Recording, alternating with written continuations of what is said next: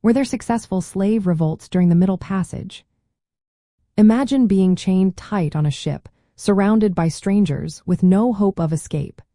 Yet, even in these impossible conditions, some enslaved Africans fought back. During the Middle Passage, which was the brutal journey across the Atlantic Ocean, there were rare but brave revolts. These uprisings showed the resilience and fighting spirit of those enslaved.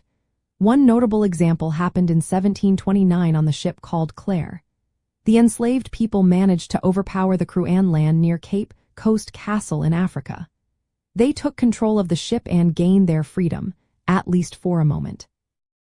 Most revolts during the Middle Passage were not successful because of many obstacles. The captives were often shackled and closely guarded by armed sailors. The crew used weapons and kept a watchful eye to prevent any rebellion. The captives came from different African regions and spoke different languages, which made it hard to organize a revolt. The environment was cramped and controlled, leaving little room to plan or gather support. Despite these challenges, resistance was common in small forms. Some tried to jump overboard, risking their lives.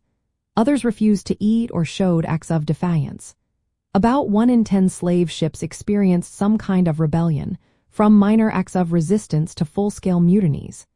These acts were acts of courage, showing that, even under extreme pressure, enslaved Africans refused to accept their fate quietly. These revolts during the Middle Passage are important because they mark the early fights for freedom. They show that enslaved people were not passive victims but active fighters. Their acts of resistance laid the foundation for future struggles against slavery in the United States and beyond. In the end, while successful revolts during the Middle Passage were rare, they did happen.